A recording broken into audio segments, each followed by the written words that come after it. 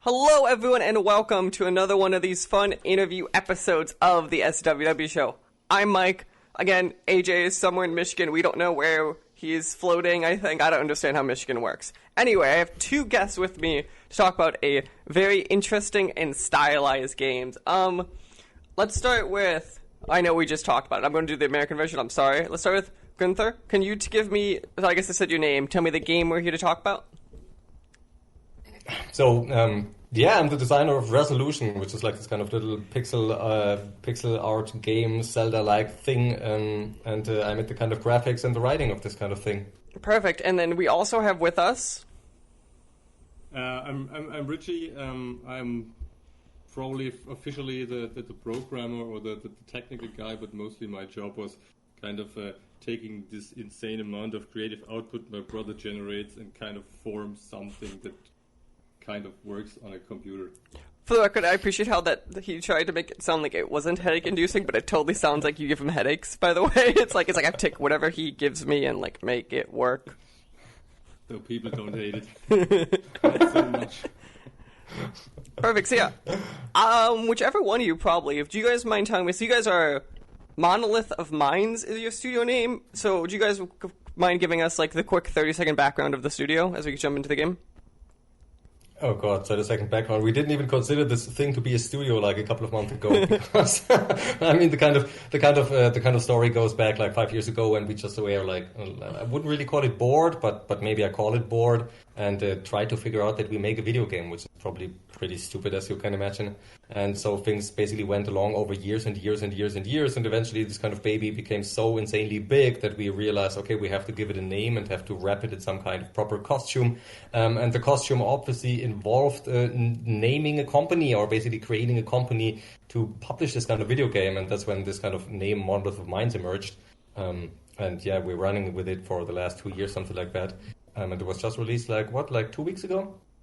2 weeks ago, our 5-year endeavor basically came to a really chaotic, brutal end. At least for now, but it will continue in some shape or form. Chaotic and brutal end. I always appreciate that. For the record, this is always why I like having developers. Part of it, I always love having developers on like a couple weeks after the game is out because it's still fresh enough where they understand all the pipeline and processes of it, but like just far enough out where they're a little more like being like, yeah, this worked or didn't work a lot more openly. So I always find it interesting.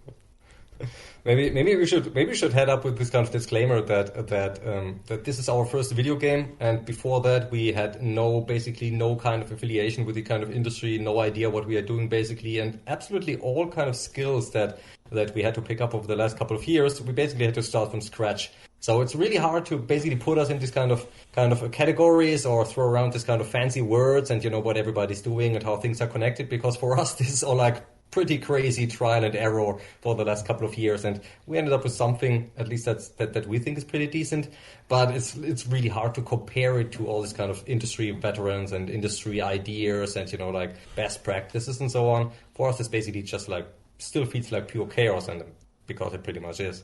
So let's jump there then. So obviously first game for both of you. Let's start with Richie. Richie, what is, as we jump into the game proper in a second, What is the biggest headache that you didn't expect during game development? That's a really mean question. As my brother said, it's like there wasn't a mean thing at all, or there wasn't a bad thing at all. It was just like trying and error until something worked the way we kind of felt should be right. And because of that, it probably took us a rather long time. We had so many iterations, but I think there was nothing that really kind of didn't work. It was more or less mostly just one question after the other. How should we arrange stuff so it works, at least for us? So and the people that play tested the game. So can I assume, Richie, that you had a background in programming in some capacity before this, just not in game development, or is this? No, not really. Really? Wow.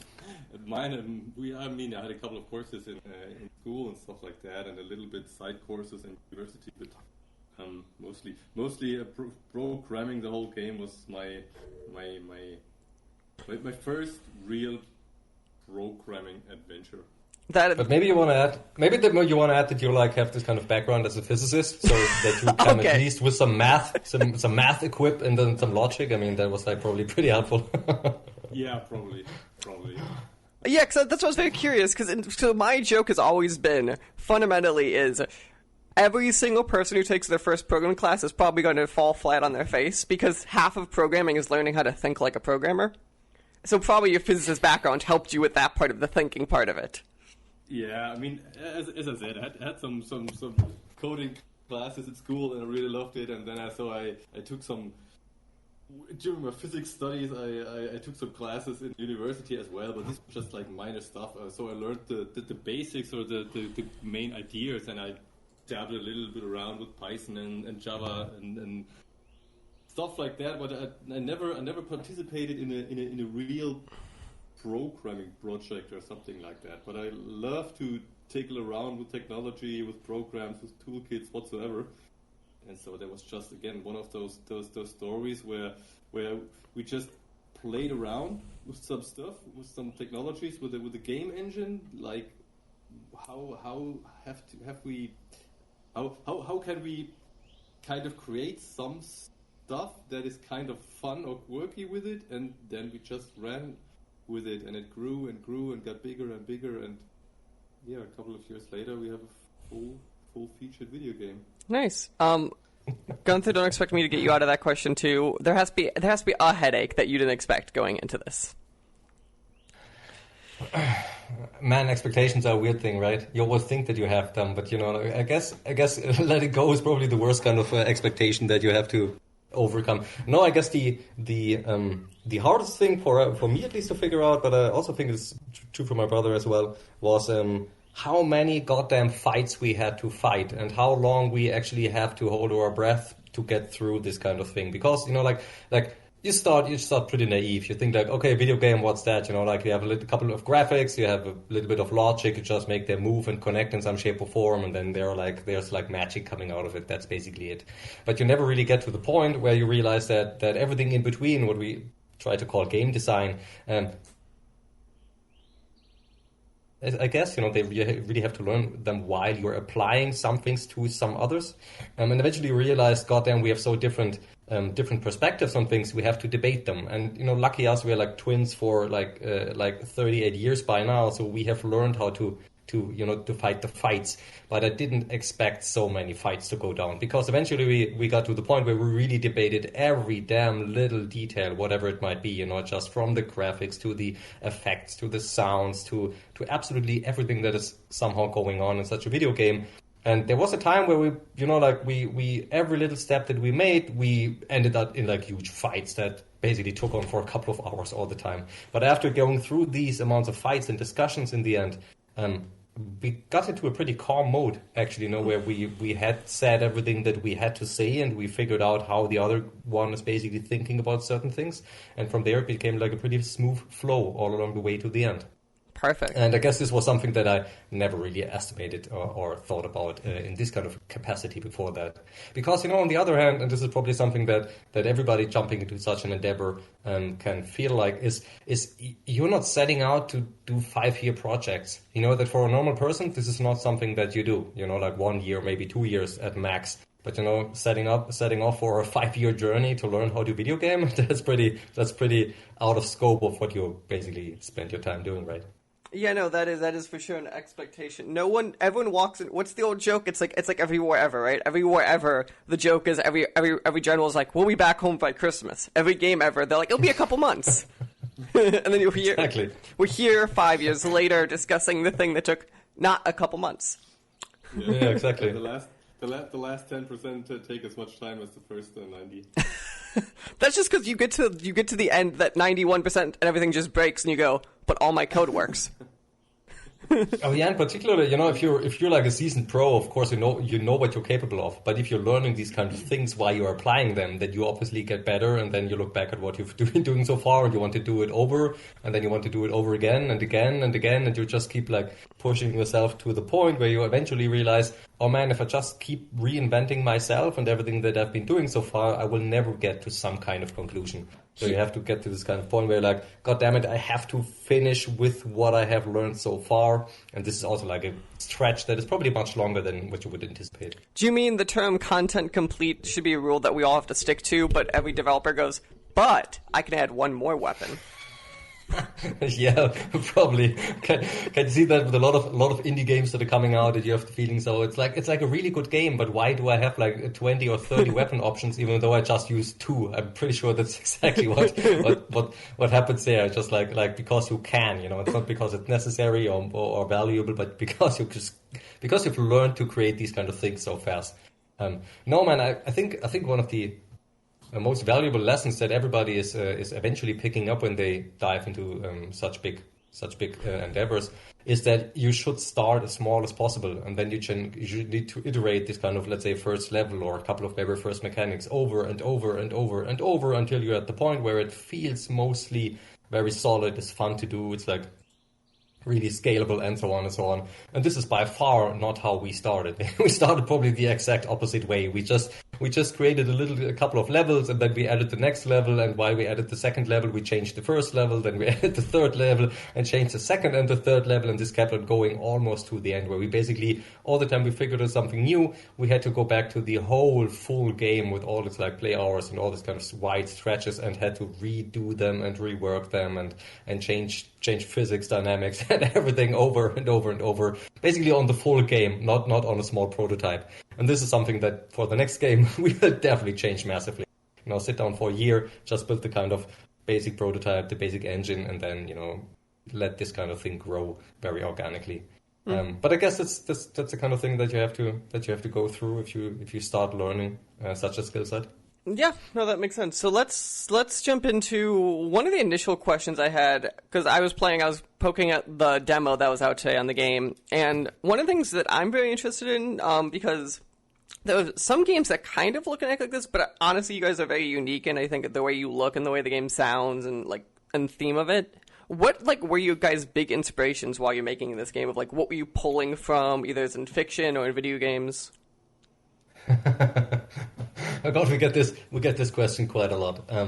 So the kind of answer is pretty clear by now, because in the beginning we were pretty overwhelmed because like a period of 5 years there were way too many inspirations to factor them down into just a very couple of clean ones. But what we get a lot obviously is the comparison to Hyper Light Drifter. That we look like Hyper Light Drifter, yeah, so I we can also see that. play like Hyper Light Drifter, which is the kind of thing that by now we really take this as a compliment, because Hyper Light Drifter is an insanely good looking game. I mean, that's like totally bizarre. You have a couple of really big industry professionals with a very big Kickstarter funding, and they create a game like that. And now we come along and we have this kind of two morons who have no idea what they're doing, and we get compared to such a monolith of a video game.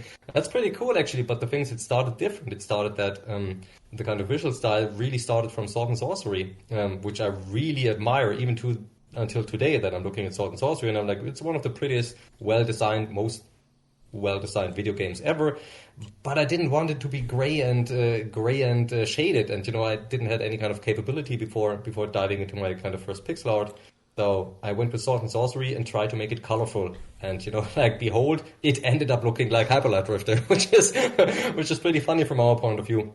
Then again, I mean the Resolution basically bears its inspirations, or its main inspiration, pretty straightforward, right? Which is like Zelda, the original couple of Zelda games, like from the NES to the Game Boy to the Super Nintendo. That was definitely the kind of game that when we started to discuss this kind of ideas that we wanted to make something like that, it came up again and again and again, because we've played so many games over the years that there were so many cool inspirations, but the one game that just has this kind of very special place in our heart is the kind of Zelda for the Super Nintendo. And weirdly enough, it never really changed. I mean, up to today, there are not a lot of games that really get this kind of magic right. The kind of particular ingredients that the kind of Game Boy and Super Nintendo Zelda games actually had. There are so many games around that share similar kind of mechanics and patterns and even copy some of these bits and pieces, but none really get it right compared to the original, and that was basically our core inspiration. Oh, okay. It's just, again, it's one, when you said Hyper Light Drifter, yeah, immediately I could see what you just said there. It definitely was not a thing that stuck to my head immediately just looking at it. And again, I think it is the nature of it's the theming of the game too. I think is very interesting. So let's jump on that then. So the story is kind of this. Obviously, it's a little bit chaotic, just the nature of what you guys are trying to tell. How do you want to, either of you, on a fundamental level, if I said, what is this game about, how do you guys say it? Okay, well, we're still trying to figure that out, right? I mean, we're pretty bad at marketing and everything, these kind of things. You know, it's also something that we probably have to learn in some shape or form. Also, Richie, feel free to just like stop me in my blabbering because I tend to talk much more than him. Go ahead. So how would we describe it? Basically, our core idea would be like Zelda in a science fiction setting, or basically Richie put it in a really nice comparison. He said like if Star Wars and The Matrix had a baby and it fell into Alice in Wonderland's rabbit hole, that's basically Resolution. that the thing is that we wanted to have we wanted to play a game that is like following the kind of Zelda mechanics and the Zelda perspective and how Zelda is basically creating this kind of world. That was always what we really were striving for. But we are really interested in all these kind of science fiction topics. So over the last couple of years, we've been dealing with like crazy power structures, transcendence, transhumanism, artificial intelligence, nano robotics, and all these kind of topics that were like coming pretty natural to a physicist and an information science guy.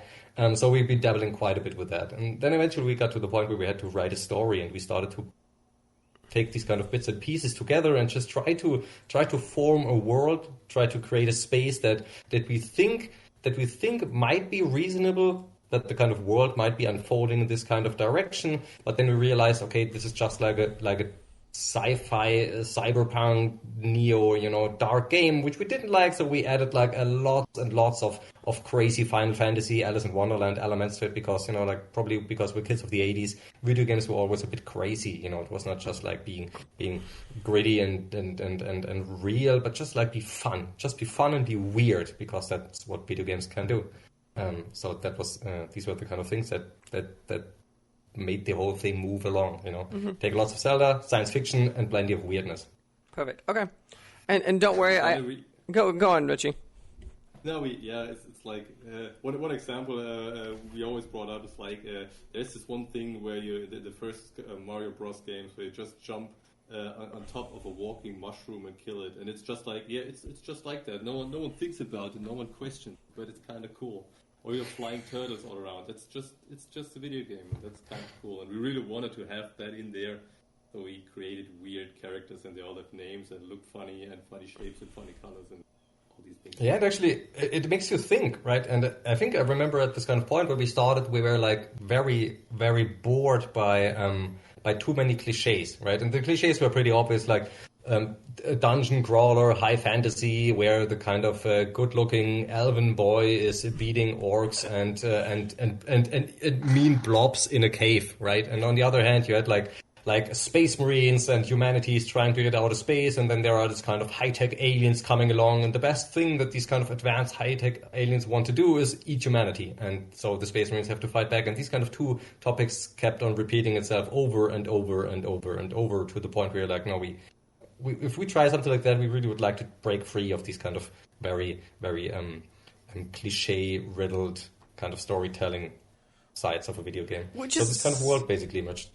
Yeah, I was going to say, which is interesting because fundamentally, and I agree with you, there are cliches that are overused. On the other end, it's always interesting because cliches are also there for a reason, and there's some level of... I always like this term, because we talk about design like a tiny bit before we started recording, and I've always liked this term where if you look at what we define as great games, it's 60% cliches, 30% trying something kind of new, and then 10% throwing stuff against the wall. Because this way you have inherently, in players who pick it up, some level of understanding of something that is happening. Yeah, but that's a concept that's generally counts for every kind of art, right? So good art is if you take something that people know and they kind of are familiar with, and then you break it just enough to make it kind of new, but not too new. Because if it's too new, people will not understand it and will not like it. Isn't that something that counts for every style of art? No, that is... Yeah, I would agree. That makes sense. So actually, I was going to, Richie, I was gonna lean on you a little bit here for a hot minute because so my background is programming also and development and all that fun stuff. So Okay. I'm curious, kind of from like an enemy behavior and an AI point of view, kind of like what was your thought process from like creating it versus how complicated the enemies should have been while you're going through this. Oh, that was a mean process, at least for me, because I mean the main system, how more or less all AI, I don't want to use the word enemy because all the entities in a world, or all the NPCs are not necessarily enemies, so they are just like, some are, but most of them aren't. But if you, for example, I'm drifting away. I think I rewrote that thing about 5 or 6 times or something like that. It's in general, it's just a normal state machine, and I wanted to, but I didn't want to have these kind of really simple enemies that just walk from left to right and attack you when they see you. So I wanted to have it kind of a little bit more, feel a bit more real, at least. So people, or at least some NPCs, they just attack you and then they retreat from you some space and try to dance around you a little bit, something like that. Yeah, we decided pretty early on that we don't want to have a cannon fodder kind of enemies in the game because we thought that's like a bit boring. So yeah, remember. Okay. And then so you guys have a Switch port of the game. Was that a you guys in-house thing, or is that a with your publisher thing? There was something, our publisher wanted that, and of course we wanted it as well, although we didn't initially think about it, but our publisher said it's probably a really good idea. And obviously we like the idea as well, because kind of we are big Nintendo fans for forever, probably. So there was definitely a total yes from our side. So we got in contact with a couple of these some people who were able to provide us with some Switch tools, so we could export the game onto the Switch, and then we had to do a lot of optimizations work to make it run properly on the system, but that was a really cool experience overall. So that's what I was curious. So you guys did that in-house than the actual porting of the game. So yes. The whole porting, or at least it wasn't the real porting process. It was just we needed some tools to so we're using this game engine called Godot. It's not really, it's kind of new, about 5 years old, or no, a little bit more, 6 years old or so. And but it's an open source engine, so they have some licensing problems, so they can't export to the Switch natively. But there is another company, they provide you pay them some money, and then they provide you with some tools so you can export from the Godot engine to Switch. So that's technical background, but of course we got in contact with them and we got those tools. But the main challenge was to kind of make the game that was designed only to run on PC to run properly on Switch, and that cost us a couple of months last year in the end to kind of achieve that and kind of do all these performance optimizations and these things. Man, we really sound like we have and we know what we're doing, which for the most part we don't. To be fair, I don't think any developer ever actually knows what they're doing. Like, you can always tell the joke is always, I've always loved the stat of like, if you looked at like how many people, like how much alcohol consumption based on job profession, somehow game developers are always up there with like doctors and lawyers, which should tell you how much none of them have any clue what's happening. God, isn't like doctors and lawyers also the kind of job field with the kind of a high suicide rate, man? That's a bit intimidating.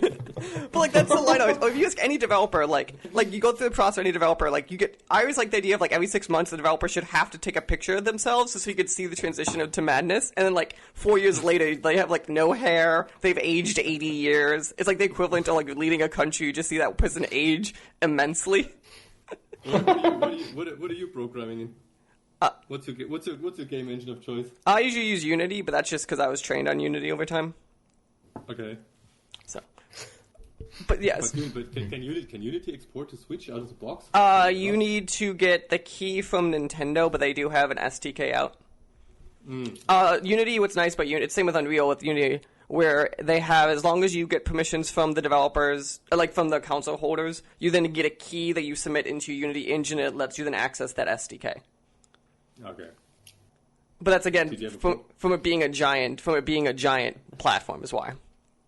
Okay. Did you ever port something to the Switch? I've not done it to the Switch. I've done it to the Xbox, but that's cheating because Xbox, all you have to do is just deploy it as a Windows application. It just works on Xbox out the gate. Yeah. Really? Then we should do the same. So like you have to get permission from Microsoft, obviously put it on the store, but like from an actual, I think it's a UWP you export it as, and it just mystically just works as on every Xbox One right there, and you can test it immediately, and then especially if you guys a complete game, test it, make sure it works, and you can submit it to Microsoft for the cert, get your access to your achievements. Like it's relatively. It's not, obviously it's a little bit harder because it's game development, but like fundamentally it is shocking how easy Microsoft has made it to port their stuff to Xbox. Yeah, probably Xbox is running some Windows 98 below the... No, it's because the Xbox One is just Windows 10. Okay, yeah, probably. So that's what makes it, that's the only reason it works, is because it's Windows 10, so the system just goes, I can read that. Probably when it crashes you see a blue screen, right?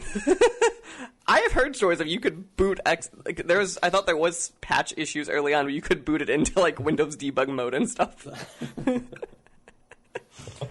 Also, you guys have it lucky too because you guys already work on controllers, which for the record, your first game having it actually work on controllers and it actually working is another bravo because controllers are one of those things that like make every game developer's head hurt.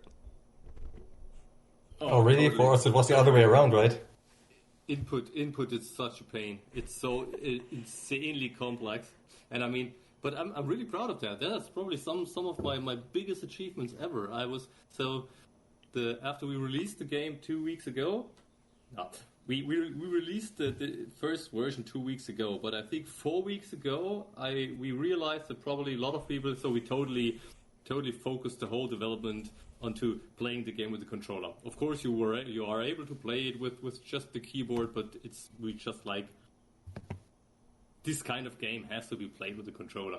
So we have to come kind of some rough keyboard controls that they kind of work, but they are not really pretty. So we figured there are probably a lot of people on Steam who like to play with a mouse and keyboard. So we decided about 4 weeks ago. So okay, we should probably follow up with a small update to add mouse and keyboard, proper mouse and keyboard controls into the game as well.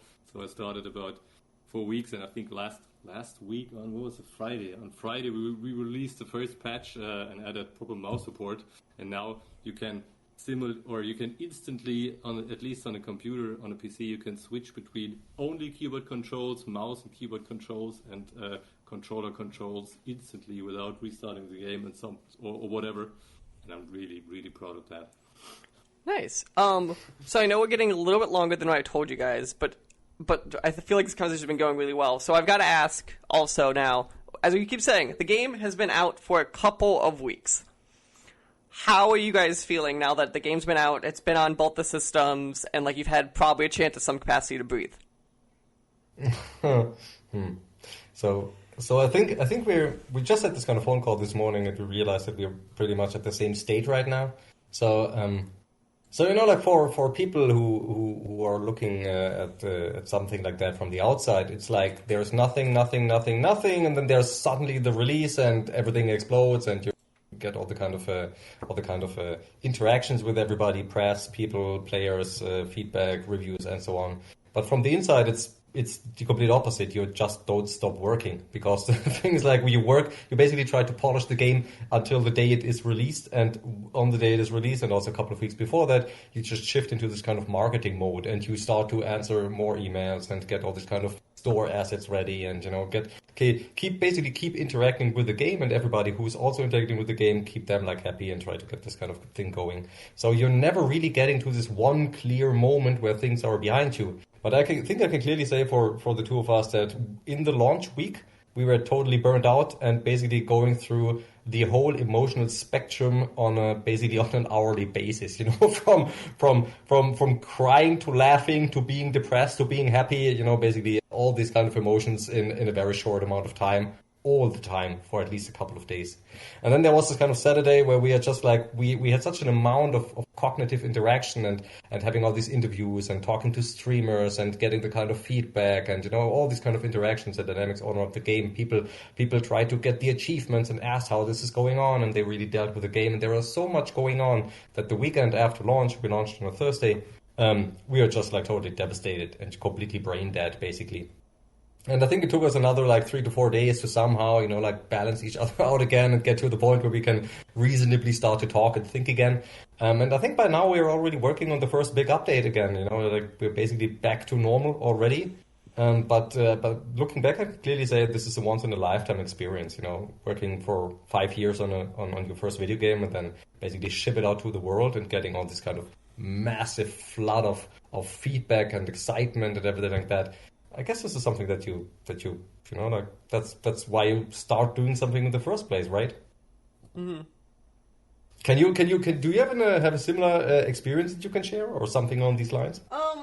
So I've been working on more stuff right now recently just because my current job is more like serious games and those kind of realms, so it's less of the like entertainment piece, but I have definitely done that before in past projects. Or like I always point to, so like my first game development job was I worked at a warehouse scale VR place, and it's definitely that weird moment of like, then we get to a point where people just start coming in and play it, and you just see, like I remember that first night, all of us were just kind of there watching people play it. We're like it's working. Like people are coming out enjoying it. Like it's this weird feeling of like, especially because the nature of our business where I was in, we like would literally watch the people play it in person, and it wasn't like a thing you distribute online because they had to go to a warehouse. And it literally was this, all of us just were there, just like literally like that first game, all of us just was staring at everyone being like, no one's saying it's crashed, no one's yelling at us, like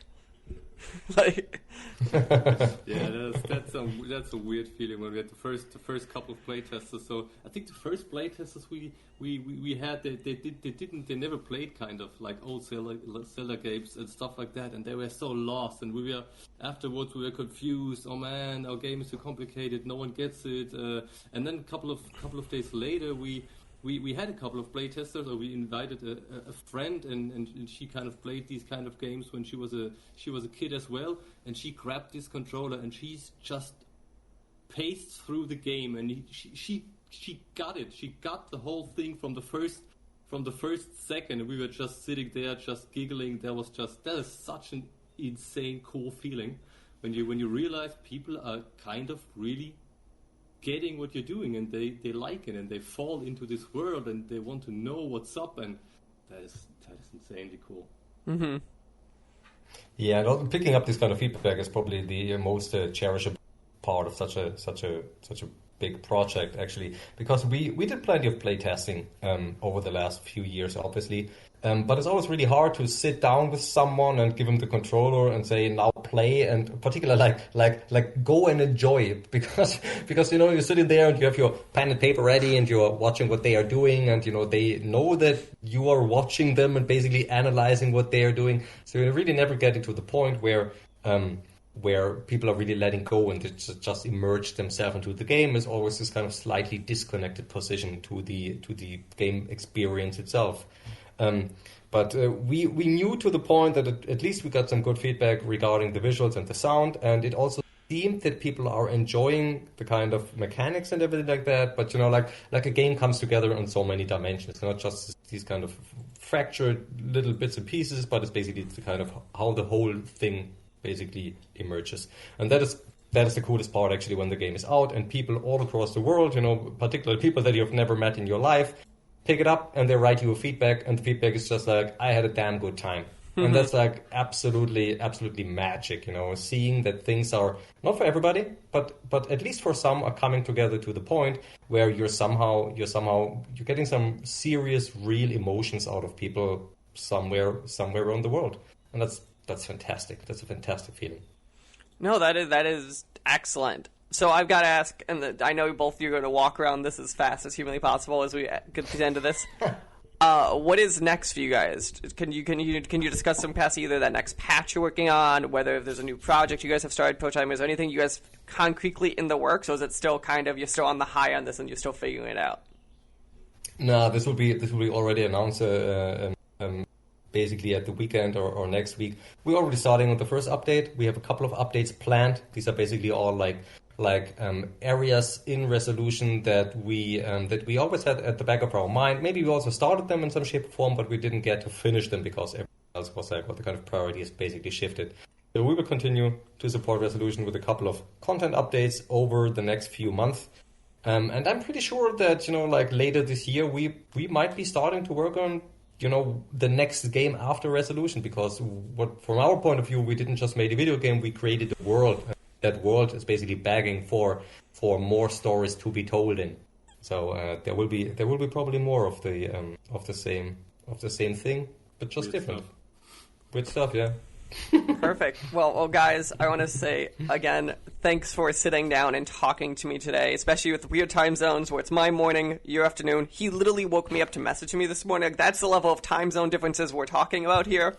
Both of you are welcome back at any time you have talked about this game or future games. It's been a blast. So let's see if I get this right. The game is Resolution with 2 eyes, because to clarify for everyone, it is available on Steam, on GOG, and on the Nintendo Switch.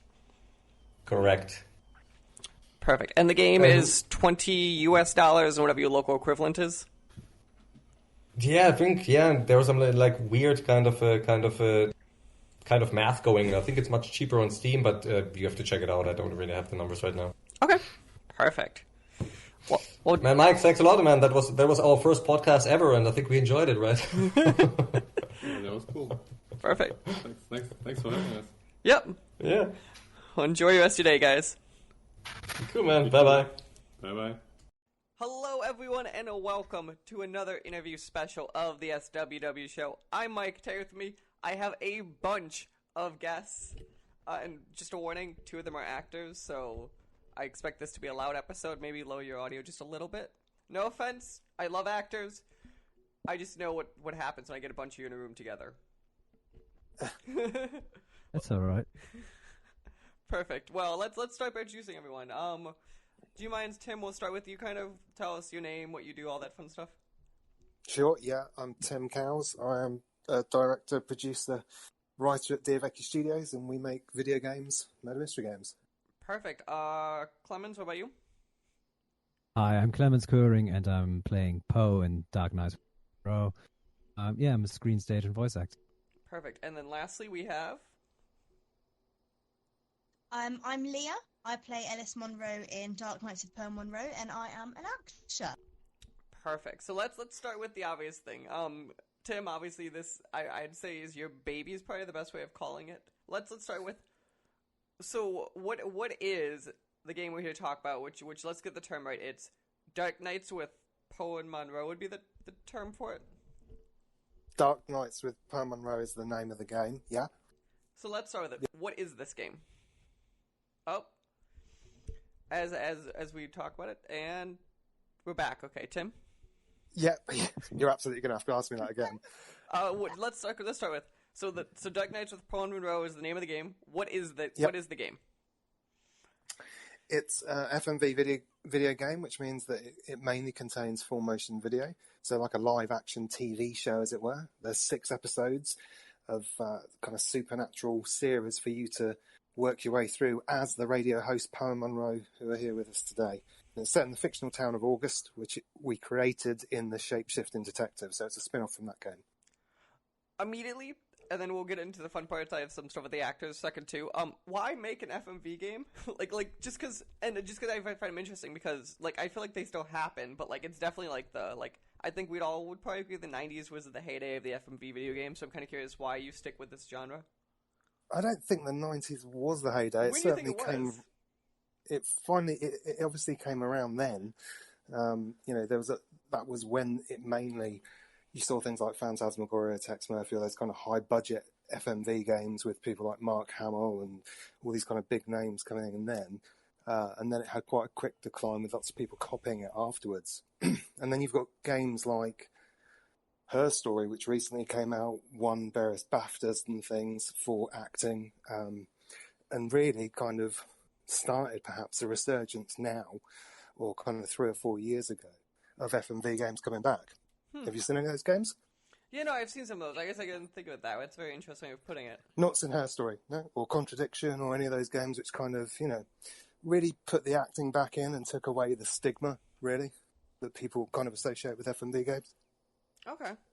No, that's interesting. Again, it's just one of those. It's a genre that I feel like at no point was a giant. Even now, it's very much a I feel like we could list all of the big FMV games at any given point decently well at any given point. So let's start as we have some fun technical hiccups. Let's start with our fun 2 actors then. Clemens, do you mind? I don't think you should assume that I'm fun. That worries me. I'm assuming most actors are fun because that's part of at least on the stage, you guys get to be fun. Let's rephrase the statement. Well, we're actors. We can be most things. That's true. We can be anything you We can want. be good and bad. Perfect. Let's start with Clemens then. Clemens.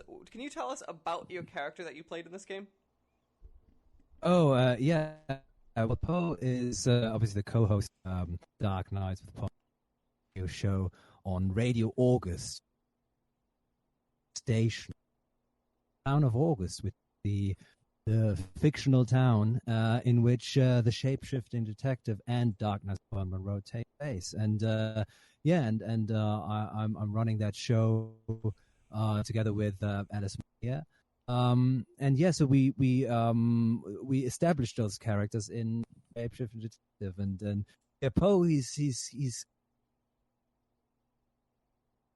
but he has quite a subtle side to him as well. And in the game, because we have all these 6 episodes in this latest game, you get to see a lot of different sides to his character. So he isn't just the radio personality. He also has many different sides: a caring side, and a family side, but also he's quite troubled as well. So you explore all that. So let's I want to dig into you a second, then we'll hop to your character too a second later. What when you're going through this character, kind of, were there inspirations that you pulled from of either voices you've heard in the past or actors you wanted to kind of imitate or characters?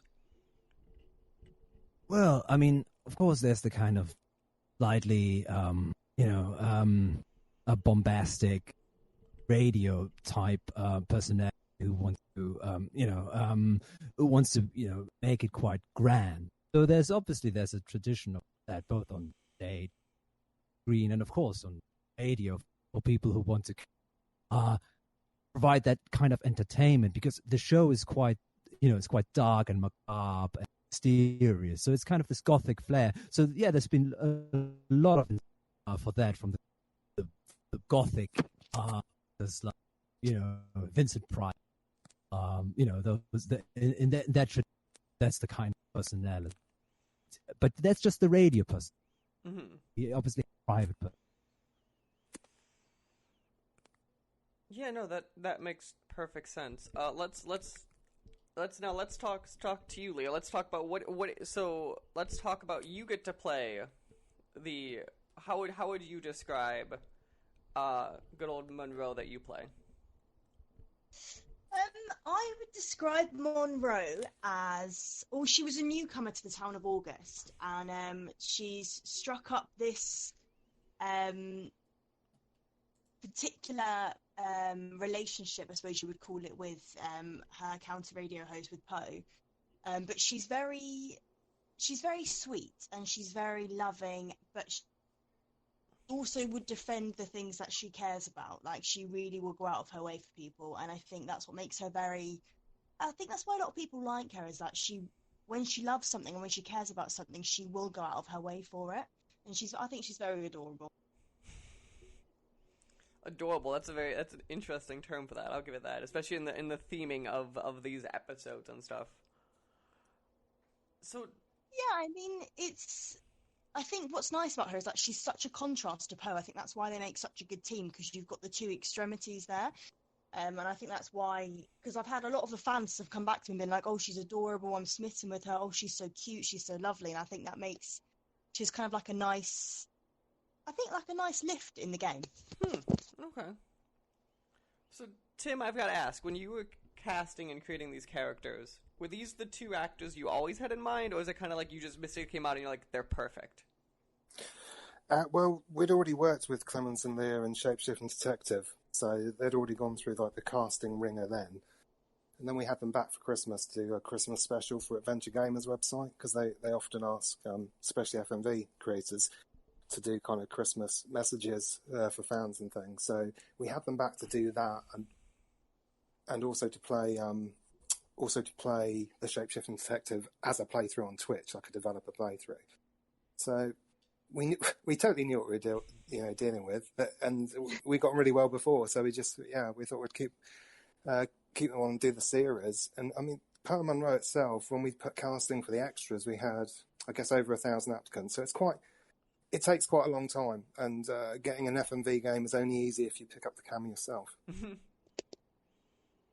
No, I can imagine. Actually, I was kind of curious, if you don't mind, again, from a technical point of view of FMV games, of like, so obviously, when you have footage, I assume you have, is it similar than to like filming like? Sorry, Mike, I drifted off there. No, you're fine. I was gonna say, is it similar to like when you like direct something like a film or a TV show, or is it a lot more complicated just because you have to be like, okay, we have to go. Cut, now we have to be able to make a choice here. Cut, make a choice here. Like, how does that kind of go through in, like, a film day? No, I mean, Pearl Monroe, we filmed quite a lot like you would film a TV series or a film. So it was multiple angles, over the shoulders, 2 shots, and all that kind of thing. So that was very traditional. The only thing we needed to do was kind of get a few more cutaways and things so that we could have split-screen choices, because of the way we decided to make the UI different in Pearl Monroe, so that you had these kind of trackers, these quick time events. But we needed to make sure that we had enough things for you to click on if they weren't in the original scene. Most FMV games, including Bandersnatch, which was on Netflix, which is an FMV game really, they've got these kind of binary choices and text boxes. So we moved those into trackers. So that made it a little bit different to record.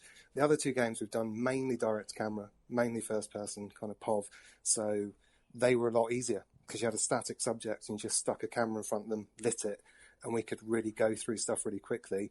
Pearl Monroe took a long time to film, much longer than we thought it would, because just all of the action and extra camera shots needed. That is very interesting, just because obviously, like, so I come from a background like software development, game development. Like, there's obviously differences, we'll call it, based upon that versus the interactivity you have to worry about with it being FMV. Sorry? I was just saying, like, your fundamental difference of it being an FMV game and interactive is a ton different because of that.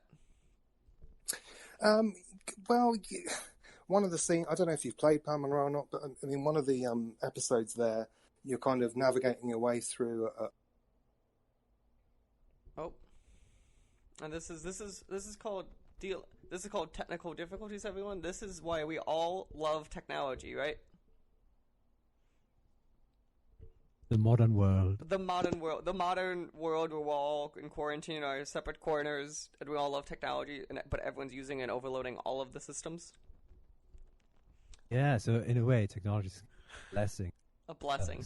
Let's actually, I want to talk to, while he's gone and he'll come back, I want to talk to kind of both of you two for a second, kind of like working with each other. Like, how has that been, kind of like building your rapport back and forth, kind of like as these characters obviously that are very intimately close together, kind of in the experience itself? Yeah, it helped that we had worked so well together on the Shapeshift Detective. There were all the radio scenes in that game when you were in the hallway as the character and you're going meet the different characters. You hear the radio in the background. So I think that was quite an ingenious idea by Tim and Linda to have this device there rather than have just music background. You have the radio show. So you could listen to us when we had different segments in that show. There was the Dreams and Nightmares segment where we were interpreting dreams and nightmares that listeners sent in. And and also Poe's Curiosity Shop, where because Poe is an antiques collector, so he brings an object to the show, and then Monroe has to guess what that object is. And for those scenes and their audio game, Melinda gave us a framework around which we improv. So we kind of built these characters and our relationship from that radio band, and then obviously we came back, and also the filming as well for our on camera scenes. But then we came back, as Tim said earlier, we came back for the Twitch stream of the game, and also the Christmas message that we recorded. So we kind of worked together really well through all these different productions. Then obviously when it came to doing Dark Knights of Pearl Monroe, we'd already worked together, and we'd already established the character. Okay. Leah, I've got to ask. I'm gonna put you on the spot now on this one too. What is your favorite thing of working with Clemens here as your counter lead character, and what is what is your let's get a fun behind the stage story? Is there anything that you guys did to each other during the thing that to annoy each other or prank each other as a running gag? Turned up. I don't really remember any. I don't know. The thing is that whenever I have filmed with Tim and Linda, there is just constant laughter on set, and some more often than not, it's because I've said something stupid, or I've done something stupid, or I've I don't know. But the thing is, I don't know. Working with Clemens is genuinely one of the nicest people I've ever met. Whenever you have a conversation with him, he's always very supportive. He's very encouraging. He's just genuinely. He's just a very, very, very nice person, so it's really great to work with him. Look at that. See, now we get to be nice to each other. That's... And the things we had so much banter going on as well behind the scenes. I think it's just so much to remember, to be honest. I mean, it's so much that it's hard to pick one thing that was fun, because there was a lot of things. I mean, it's just that we all have a kind of self-deprecating humor as well, so it kind of that helps to kind of get us through long days of filming. So we had a lot of. It wasn't just the banter on camera. We had a lot of it going. Oh, I can imagine. Tim, roughly how many days, if you don't mind me asking, was filming for this game from actual a on set point of view? The actual on set production days, 26 days altogether. Wow, that is I've heard of movies that are filmed in less time than that. That's just I understand it's because you have so much content and how long it is, but that's just I could just imagine. I've done set days where it's a couple of days, and they're for smaller stuff, and you're by then you're still okay, these are long. So 26 days on set for this. Yeah, it was a long time. We've ended up with almost 5 hours of footage, and I remember each and every one of those days. I would just quickly like to jump in here actually and just say that I think it turned out a lot longer than I think anyone had anticipated. But the thing is that what I've noticed, especially with the feedback from this game, is that everyone is commenting on the production value and how amazing everything looks. And I genuinely believe that is down to Tim and Linda being so precise and exact with how they wanted it to look and what they wanted it to look like, that I think if it had taken any less time, it wouldn't have had the same reviews, because it's had such incredible reviews that I think just taking that time and going that extra mile has just really been massively beneficial. And I think that's massively credit due to Tim and Linda and the way that they filmed it. Yeah. Of course, every time I feel like he's about to say something, it's great and insightful. We give our fun technical issues. So, looking, let's keep with you guys in a second. Oh wait, I think Tim's back. Tim? It's okay, it only cuts me off when I'm talking. Of course, Yeah. That's what I was saying. But you were saying, Tim? Oh, sorry, no, I said that those days, they were kind of all between 10 to 12 hours. And a lot of the time, that was spread over several months. So we'd go back to the radio station, we'd have to black out all the windows and everything again so we could control the lighting and stuff like that and set the set the way we wanted it to be. So we'd lose a good hour or so every time we even went into the radio studio, for example. Oh, wow, that is just a fascinating, because I've done, again, I talk about some production stuff. My partner does a lot more production stuff, and it's always, whenever you hear, the stories of, those, long days too. Like, it's funny because like people on paper I don't think realize how long like a 12-hour day of like filming stuff and acting all this stuff can be until you're in that moment, and by the end you're like, I'm having a great time, but I want to go home and just pass out. It's great. At the end of every shoot as well, there's so much stuff to break down. You know, all the lights and the scenery and all that stuff. It just takes forever. So once you've called cut, you know that it isn't really cut for another 2 hours. Mm-hmm. So I kind of want to stick on that for a second, Tim, as long as you don't disconnect on us. The whole thing with this being, again, it being it's production, but it's production with the end product being a game in mind. Is there anything that you fundamentally had to control differently with it being stuff like lighting or how long a scene was? Or are you like, we're just going to run it like, as you said, like a TV show, and then I'll just do all that in post, kind of? A lot of the framing was done in post. So we filmed on Blackmagic cameras in 4K and 6K. So we didn't have to kind of storyboard the whole thing out and take forever framing on the day. So we'd take a much wider shot and then we would reframe that in post. But the actual video game itself, unlike a lot of kind of FMV games that might start coming through, was all created from the ground up using something called Ink, which is an interactive fiction tool.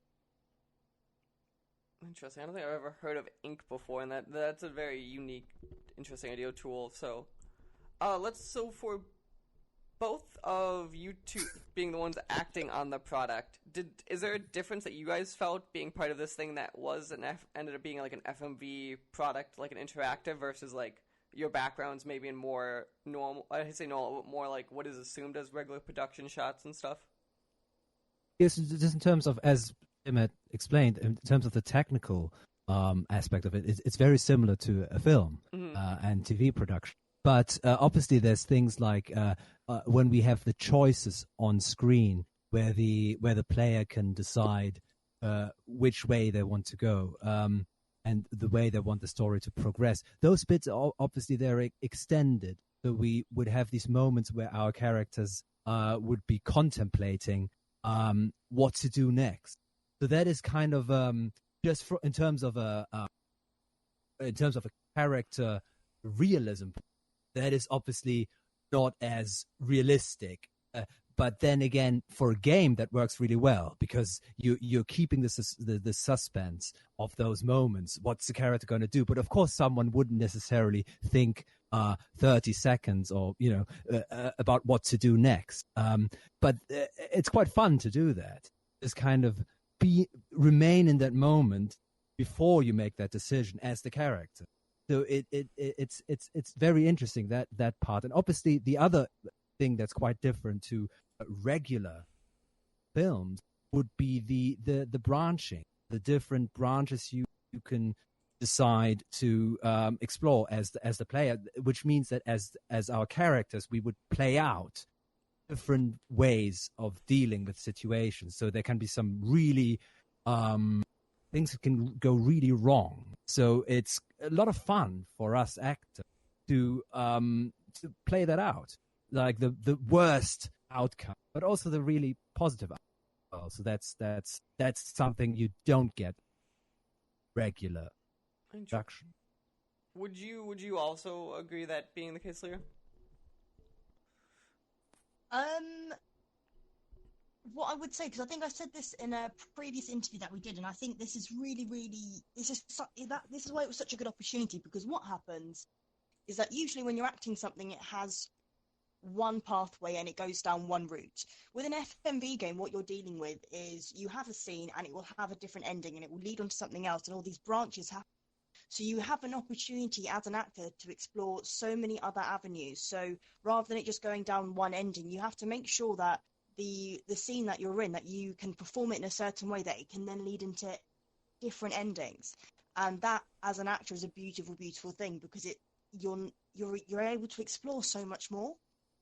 So it's a really beneficial experience, if I'm honest. So then, look, I'm gonna put both of you on the spot one more time. Then, if we hit down a magic world where you could pick any of the paths you guys were doing, is there a world where you would have been like, if this is profitable and I can make a living off it, I would just do FMV stuff, or or is it one of the things you like just doing as more of a side thing, and you like the other acting you guys do more even or something? Well, I think it's one of the most creative genre within our industry. So I would love to do more and because there's really endless possibilities, because we can have the branching, so you can have a lot of different stories explored. So the more the merrier. It would just be just be great to do more FM in the future.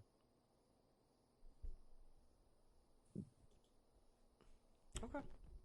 Perfect. So let's make sure I have this all right. So Tim, let's go down this route, right? So the game, as we said, is Dark Knights with Poe and Monroe. You are on third one in. Steam. We're on Steam at the moment, and we're just porting over to PlayStation and Xbox and Switch. Perfect. Were there dates on those, or is that just TBD? That should be in the next 3 months or so. The other 2 video games are already on those consoles. Okay, so once you've ported once, you at least understand the headache you're getting into, we'll call it. So yes. I'm sorry? I said once you've ported them over once, you at least understand the headache you're getting yourself into, at least. So you have a general idea. Yeah, and we've been in official PlayStation magazine a couple of times now, so they kind of love us, and we have to keep taking the pain and porting. So yeah, that's perfect. So, the game is $13. Otherwise, it looks like you have a double bundle, buying it with the Infectious Madness of Dr. Decker. Yeah, that's our Guinness World Record breaking first FMV game. Yeah, and there's also there's a patient from Dr. Decker in Monroe, so that's makes sense to put them together. Perfect. Okay, yeah. So I want to say, again, thanks to all 3 of you for taking times out of what I assume is your evening from where you are, if I did time zones right in my head. Yeah. We're running 6 o'clock odd. Yeah. Yes. And so again, I want to say thanks. Especially, I find it very interesting having both the actors here because we usually don't get actors on the show much, so it's very interesting just to give their impression of all the stuff from the other side of production and all that fun stuff. And they do a proper job. Thanks for they having do a proper job now. So it's properly. You need proper actors for good FMV games. Really, as far as I'm concerned, anyway. Otherwise, Tim, as I let you go, I have one more question for you, and I know you're going to skirt around this as hard as possible. Do you have plans for your next FMV game, or is that kind of still in the pipeline and unsure at the time? I think he left now just to make. Oh, there we go. Tim? Yeah, no, I did specifically disconnect them, but we have already announced Pocket Dreadfuls, but that is on the back burner because of what's going on in the world at the moment in terms of health and safety. But we're also developing a lockdown one at the moment, so there'll be more news about that within the next few weeks. We're going to need 50-odd actors again. It'll be a murder mystery, but we'll be able to film it with webcams in lockdown. So, yeah, we're still going to have a bit of fun with it. Perfect. Okay. Well, again, guys, thanks for sitting down with me, and I look forward to seeing what the future of your FMV games hold. Cool. Thank you. Thank you very much. Thanks for having us. Thank you for having us. Cheers. Bye then. Hello, everyone, and welcome to one of these fun interview edition episodes of the SWW show. I'm Mike, and today with me a special guest talking about a game that I bet you not a ton of you have heard about, but will probably be intrigued by the end. Could you please tell me your name, sir, and the game we're here to talk about? Hey, I'm Constantine, and I'm developing the Curator, which is a game about searching and digging out items, and that's for a museum. Yeah, that's the short version of it. Yeah, so Curator looks very interesting, and so one of the things that I think we started saying right before, too, that intrigued me, too, is, so obviously, in most of the world right now, none of us can go to museums. So in a weird way, I feel like your game's coming out in this weird, perfect time of, no one can actually go to real museums, so now they get to create their own. Yeah, that's a fun fact, to be honest. Initially, the game wasn't directly about museum. It was more about that searching and digging out items. I prototyped that in a quick 10-minute session, and I found it fun to search items by this audio directional sounds. And then I added stuff on it. Then I had a prototype version, which had more content, a tutorial. And then someone came up with the name Curator, and I liked it. And then I created a lot more. Then I thought about, it doesn't have anything to do with Curator. And then I was thinking, why I don't replace the game hub, which was a camp, with a museum. And then the idea was born. Okay. Yeah, so why don't we, as we'll get into the game itself, just kind of talk about what, like, your background, and so you guys are, at least the American name equivalent is Social Anvil. Do you mind talking about, like, the history kind of you guys quickly? We were formed in 2016, I believe. I was searching for some games to participate, and to be honest, most of the games at the time was like, I want a clone of that game or this game, and I wasn't happy with that, so I searched for some people, found some, and then we were searching for a name, and for some reason we all liked the name Social Anvil, and the initial idea, the first idea which we had was basically an homeless simulator where you get an in-depth vision of a homeless person sitting at the street and feeling feeling it how it to be a homeless person and passing by people which ignore you basically most of the time. But the reason why we didn't done it was that it was more complicated and more it needed more skill than we had, so we stepped back and said, okay, we need to find something else because we wanted that game to be very good, and so we couldn't afford it at that moment, so we had it on hold. So then, and that where also the name was coming from. So the Social Anvil was based on that game idea, basically. Okay, so then obviously you guys are like, okay, we need to adjust our scope and our budget and what we can do, and I assume that's kind of led us to where we are with the Curator then. Yeah, exactly. Okay, so let's kind of dig into it. So the Curator, fundamentally speaking, is, and obviously correct me if I'm misunderstanding this right, you go through, basically excavate in the areas, find exhibits, find pieces for the museum, and you end up creating kind of your own museum. That's the goal which I have in mind. Currently, it's you're starting in a museum, and there's Oscar, who is the museum owner, and he gives you a quick tutorial, and you travel through portals to a different area, which is kind of a time travel. And within that location, you are in that world, and you can then find items, dig them out, and also find point of interest, which you can where you get a cinematic view, and you can travel back to the museum, and then you have their places where the items needs to be, and then you can unlock them there. Once you unlocked everything for a room, you can proceed to the next room, and this goes on for each room. So it's kind of inherently the rooms are more of like kind of like the idea of like bad comparison, but like in Super Mario 64 you had the worlds, then you had the levels within those worlds, kind of like your room is your setting, and then you go for each exhibit on this mini quest to get it. Yeah, and it's more like the story mode, if you can call it that way. I had that idea that you can really build your museum on your own, like placing walls, placing the floor and other stuff, but this is also a lot more complicated, or it needs more time and is a lot bigger scope, and that we can only accomplish if the story mode does well and we get enough feedback that people enjoy that kind of game, and then we can extend that game to that moment where you can build your own museum, your own rooms, and maybe we can also play with people visiting your museum and other stuff. So as you were going through this, then was your logic then? So I was talking about your end goal was the dream would be create your own museum blindly 100%.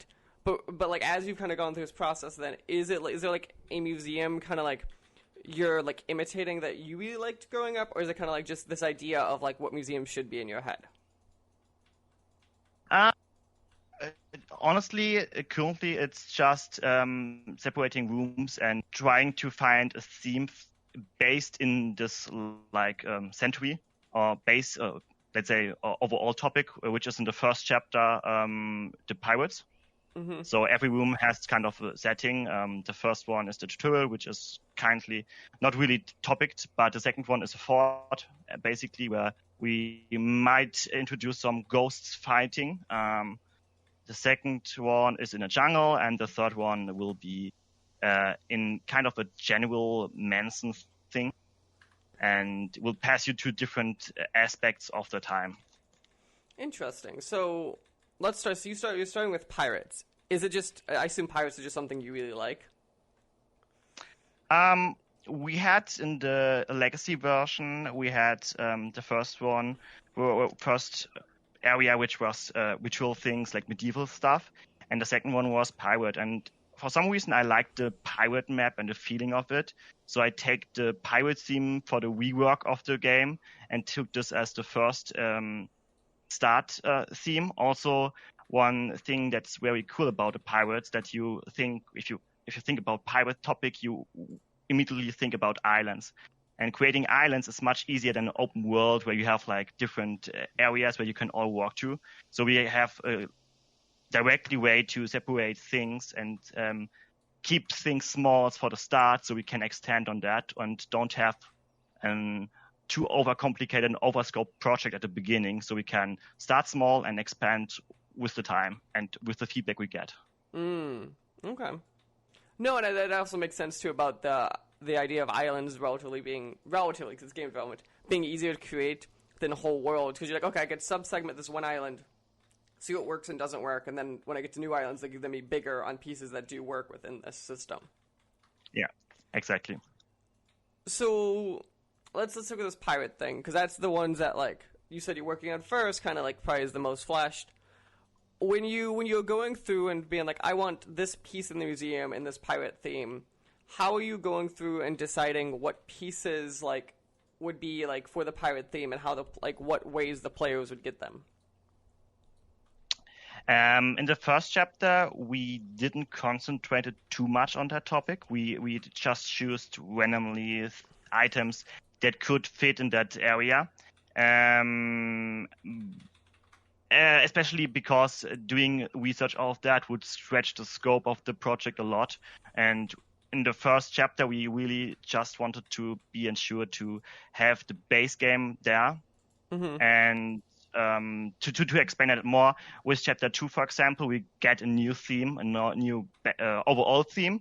And with that, we will concentrate the whole time about level design. And we plan about hiring people for historical research of the topic and taking this historical research for level design and also for the items we pick. So we will start and say, okay, what kind of items were in the time, how was it related.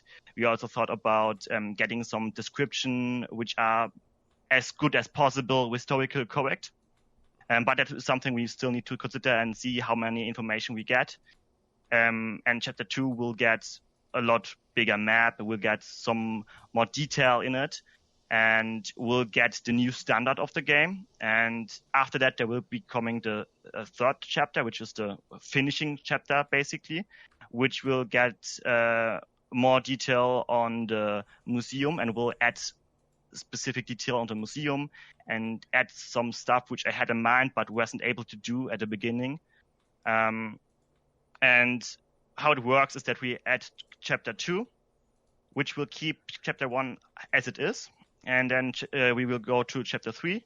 And once chapter 3 is completed, we will go with the stuff we learned from chapter 3 to 2 and 1, applying all the stuff to it. And then also going to chapter 2, to chapter 1, and applying everything from chapter 2. So chapter 1 would get a whole rework with all the stuff we learned. And doing it at the end allows us to really focus on adding new stuff and getting a new standard and doing stuff better than just being busy with applying stuff from what we just added to old content. So we have like always people enjoying the game and getting forward. And once it's completed, then we can go and apply it to everything.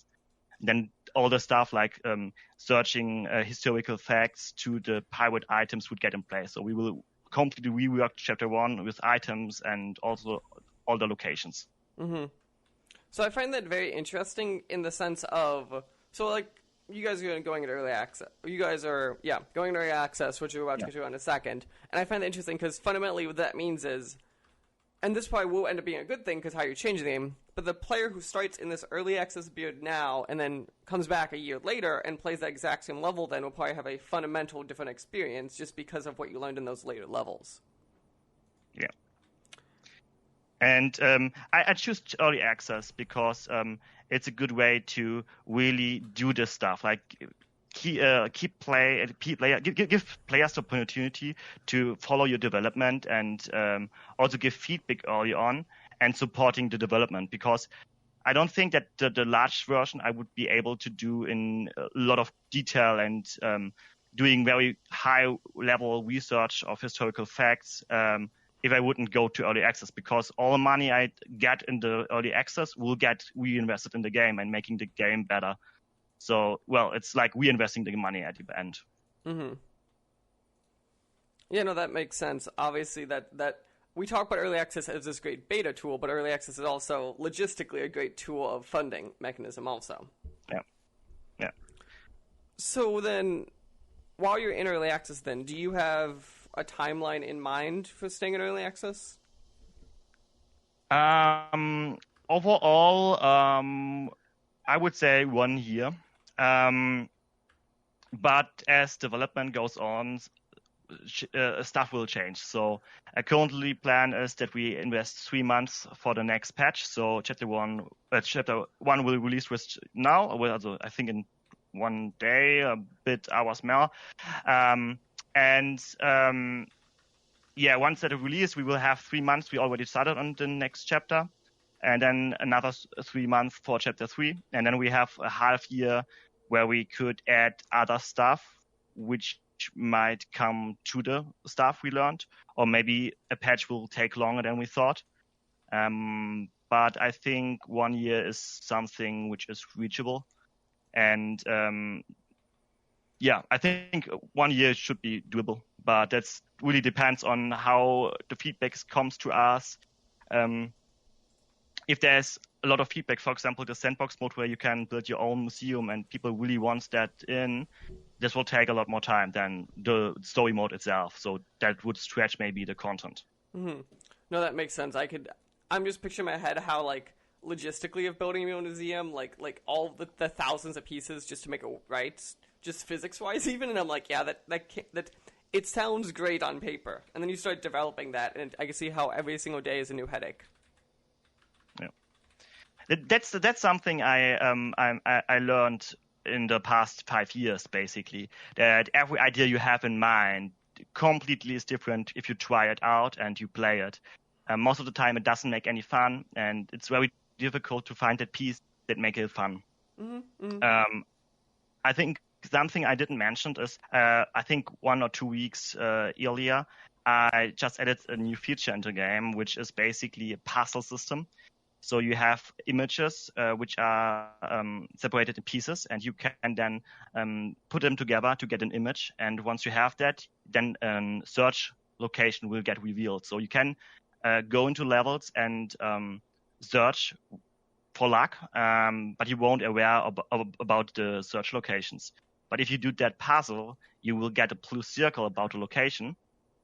And this would originally this was basically you could just go there and travel there. But with this puzzle thing, you had like a little mini game into it, which of course stretched the time a bit, but also makes it more rewarding to make this puzzle, then finding items and also this unlocking thing, this little things which you add and give a lot of fun, which you wouldn't imagine previously. Mm-hmm. No, that makes sense. So I'm curious, kind of, obviously, as we talked about, you're right before this game coming out in early access. So obviously the first question I have here is, are you sleeping? Oof. Yeah, I'm sleeping. But, well, it's less than I would love to. I think development is really, really hard because you have so many things to do, especially as indie developer. You have so many things to do and you don't have money. I think that's the main thing. You don't have money. You need everything to do on your own, which makes a lot of fun. But on the other hand, stretch the time you invest as work. And I have a side shop to finance all the stuff. So I have a side shop, I have this shop. It's very stressful, to be honest. I would suggest for anyone to do that if you don't have any money to fund that. If you really do that without money, it's really, really hard, and it's something I would think reverse twice. On the other hand, it makes fun and it's very enjoyable. So yeah. Are you telling me that It's indie worth it. development's not easy? You're saying it's work? I thought I just You work. I thought you just go to the game machine, hit a button, and go done. Yeah, but most people think that. And yeah, you see on Steam a lot of games which basically do that. They just press some buttons and import some stuff without any thoughts about it.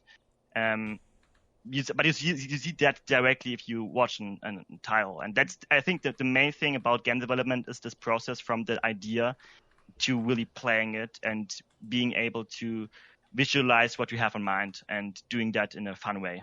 Mm-hmm.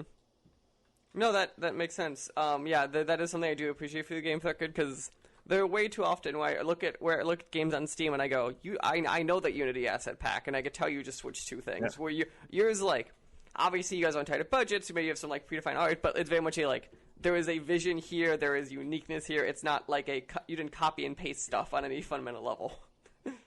Yeah, the thing is that if we go on that topic, an asset store, in my opinion, the asset store is very grateful. Like, you have a lot of talented assets there, artists there, and as an indie developer, either you have the skill to do it on your own, which also stretch the time you need to invest,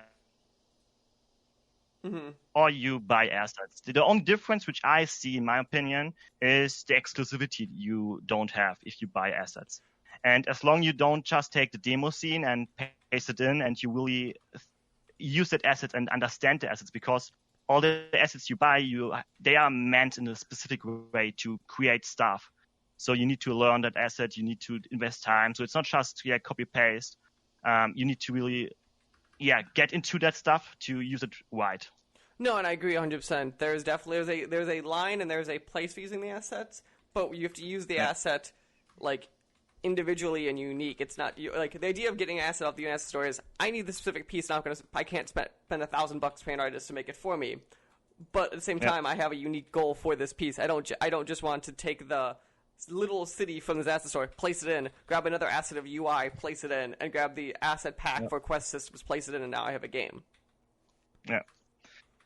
And I think that's the main issue in this early access thing, which was giving a bad image of that, because most of the people think, okay, early access, you see all the games which are like for years in that state and they really don't update, or even are games that don't worth the money. Mm-hmm. I can understand that. I think it's too easy to publish it to Steam, and you don't need to do something. Like, you could stay with early access forever there. Steam won't notice it or won't do anything. Mm-hmm.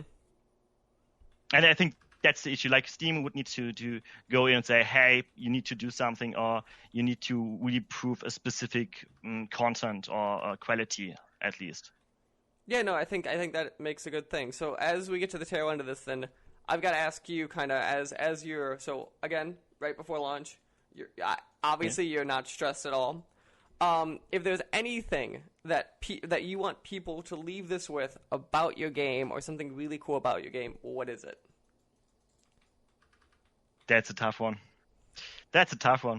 I think there's a lot of potential in the game, especially with that idea that you could build your own museum and like traveling to different locations. I was even thinking about having multi-part items, so separated things you could merge together or craft together, which will give you the final item that you could do in a totally cool way.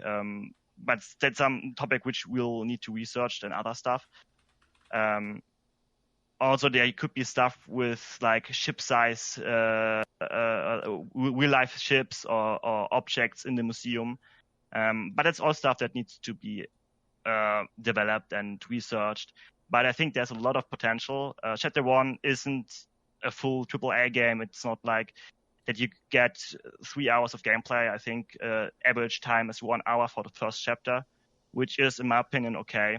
And it will develop over time. If you don't if it's too much risk for you, wait for it until chapter 2. Make it on a wish list and follow the development. Just if you think it's cool, buy it. And if you don't like it, refund it. I'm fine with that. That's for what refund is.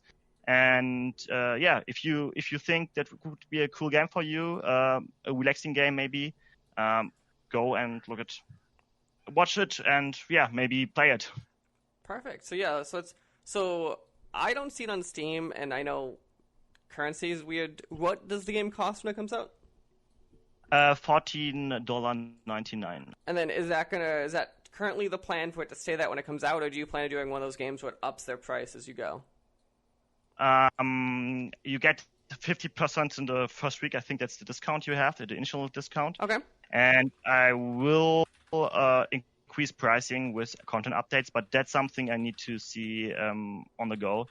So in terms of maximum price, I don't think about $13, not higher, but this really depends on what gets into the game. So chapter 2 maybe increase the pricing by $2 to $5 or something like that, and so on. So this really depends on how much content gets in, and how they stretch the gameplay. I think chapter 2 will increase the time, or the time play additional about 2 hours, or at least is this planned. So okay. Yeah. Perfect. So the game is The Curator. Find it on Steam. You guys are Social Anvil. I know you have a fun German name for it that I cannot pronounce, so I'm just going with the American emphasis there. That's the Social Anvil. That's UG haftungsbeschränkt. That's basically meaning that the company isn't founded with the full amount. It's just a limited warranty for it. Interesting, okay. That is definitely not a term I've seen before. The Curator on Steam. I think limited. I think it's limited in Great Britain. Okay, that's similar. Interesting, okay. So game comes out early access on June 17th, so by the time you're probably hearing this, the game is out. Go check it out. It's The Curator on Steam. You start out in your first world of being pirates, so I think that's all everyone had to need to know, and that should be enough for people to go check out this game. Again, Konstantin, thanks for sitting down and talking to me today right before your launch. So obviously you're not busy at all. Thanks. This podcast was a production of the SWW Show. To learn more, go to theswwshow.com. Remember, you can follow the show on Twitter at the SWW Show. You can follow me at Mikey_Maroney. You can follow AJ at LowSeatBoy. Remember, new episodes premiere on Friday, 9 a.m. Central Time, on anchor.fm/SWW and podcast services around the globe.